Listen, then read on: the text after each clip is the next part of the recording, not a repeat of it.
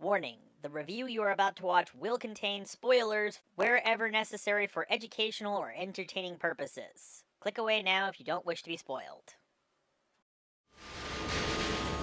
I am a god!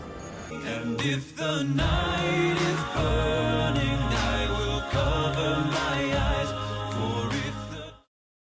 Hello friends, I'm the Dyslexic Cosplayer, and today it's time I think we take a look at Andromeda. Today we're looking at Episode 3, and in a nice bit of continuity, the Andromeda needs a weapons resupply, so they've come looking for an old supply depot that belonged to the High Guard back in the day, only to find that Nietzscheans and Magog have both been here. And they're probably still here since somebody starts shooting at them. However, Dylan, following protocol, announces his name and rank, at which point they stop shooting, and it turns out their attackers are a bunch of children, who have all been expecting him and seemingly worship him as something of a god. Yeah, Kevin, this isn't stroking your ego or anything. We learn through some exposition all of the adults were killed when the Commonwealth fell, leaving only children aboard the military station, and they've been fending off invaders ever since to defend the station, while collecting trophies along the way. These children desperately need spiritual guidance. It would seem that they're doing just fine without it. I have a feeling that Tyr's line of children's books did not do well at Barnes & Noble. They have been doing very well for the last couple hundred years, in spite of the fact that none of them have lived past 18 since then for some weird reason. But they've also become incredibly xenophobic, so that's kind of a problem, since a good chunk of the crew are not actually pure strain human. Fortunately, they have a cute, fluffy alien that can make friends with the locals and show them they're not all so bad. So while she starts in on the whole changing hearts and minds, the feral humans leader shows them the Hall of Records, full of all kinds of information left over from before the fall of the Commonwealth, one of which Harper takes a special interest in. It's also here that we discover that they've lost the ability to read and basically just use the data sheets as totems as part of an oral remembering tradition. It turns out there's a radiation leak on the station that's been poisoning everyone that's lived there for the last couple hundred years, hence why no one lives long. So they discover that the room is full of 24 slip fighters, each armed with a Nova Bomb. So, I just very quickly want to draw attention to this from Episode 2.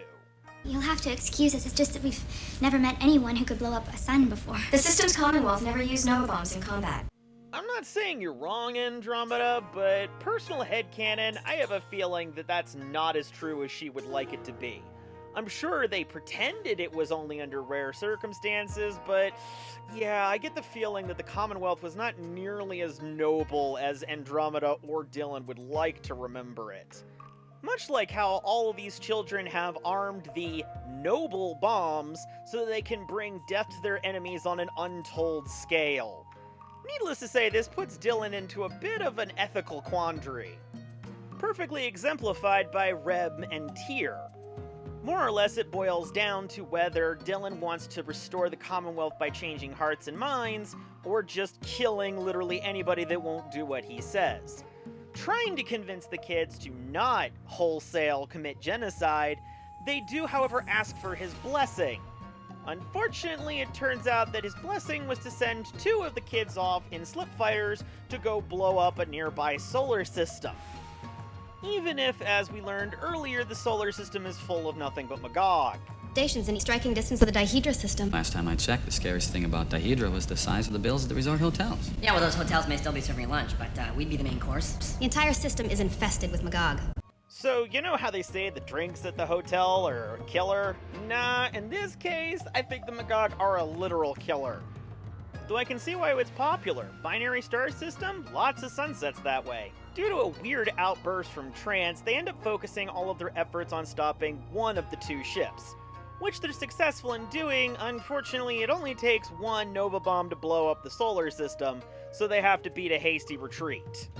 There's actually some very nice humanizing character development for Harper that comes out of this, but we'll get into that into the review portion.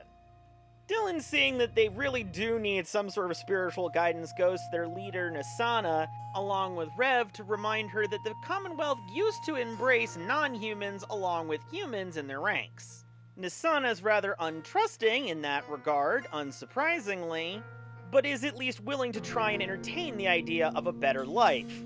Unlike her brother, who throughout has been a bit of a warmongering extremist.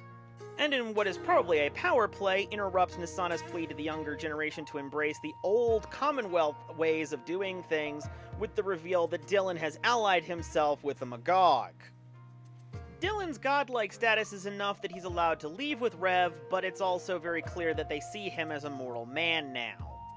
Fortunately, Becca was able to rig up the slip fighters for remote control, so that they can take the bombs with them and leave the kids to their own devices, without them risking destroying the rest of the universe. Unfortunately, little Napoleon has another thing coming, so takes over the ship through a clever ruse, and through the powers of Deus Ex Machina has overridden the remote control feature, and has prepared the countermeasures necessary that even Andromeda's automatic defense systems can't stop them. It sucks when you and the bad guy both have the same 3-ring binder to tell you how to handle this sort of situation. And intends to execute Nasana along with Dylan and the rest of the ship's crew as traitors to the true High Guard. But then we find out what Harper's little side project was. It was blueprints to build an android avatar for Andromeda, evidently allowing her to use some of the more extreme anti-personnel countermeasures that would otherwise be locked off to her artificial intelligence. It's hard to lead a mutiny if the local gravity's been turned up to several times that of Earth normal. Just briefly, from a narrative standpoint, this is a great solution to the problem, while also providing a good in-universe reason why the artificial intelligence isn't allowed to just do this on a whim. I will, however, ask, why did she have to be naked for all of this? There is still the matter of the slip fighters about to go destroy untold trillions of lives. Dylan, though, just blows them up remotely. That's a bit of an anticlimax, but decent solution. The ship's avatar is officially joining the crew, who I will from here on out be referring to as Rami, as distinct from Andromeda, the name of the artificial intelligence. Little Napoleon has been stripped of all rank in the society, and the guy that they saved thanks to Trance's recommendation will lead them into a bright new future that's more in line with the old school Commonwealth. And in an amazing plot twist, it turns out that Dylan managed to save one Nova bomb from all of the ones that blew up, meaning that it's there just in case he ever needs to use it. This episode was the character development episode I had been begging for a little while. We learned that Harper grew up on Earth, which has become something of a Magog feeding ground, and is conflicted on the one hand wanting to work with Dylan to bring back the old Commonwealth, but also really liking the idea of killing millions of Magog after all the times that they've hurt and killed family of his. Definitely a personal highlight, and does a good job of making his character a little bit more human. Likewise, really solidifying Rev as the spiritual caretaker of the crew, being willing to work with Nasana to overcome her ingrained prejudice and hatred, even willing to go back after being beaten up by the children when they found out that he was friends with Dylan. And even Hercules himself gets some great character development, admitting that for all that he thinks he knows what he's doing, he's really in over his head. I think one of the best instances where Kevin Sorbo was willing to let the character not be an all-knowing, omnipotent god. Don't worry, that gets fixed later, but we're not going into those seasons. Rami, I think, was a great idea to add to the crew, since up until this point, the only times we've ever seen her was either in computer displays or as a hologram. Giving her a physical presence with the rest of the crew is great and does a lot to help round out the crew. Even if some of the writers want to use this as a way to consummate a romantic subplot between her and Dylan. This is also the episode where we establish that Trance has multiple superpowers, being able to come back from the dead, as well as being able to uncannily guess how things will play out if they just go with her plans. I think the savage children angle was a great idea from a narrative perspective. It sets up very well that even if we do run across old remnants of the High Guard, it may not be anything recognizable or particularly friendly. And the fact that the nuclear radiation leads to drastically shortened lifespans really helps sell some of how this culture has basically devolved into Lord of the Flies.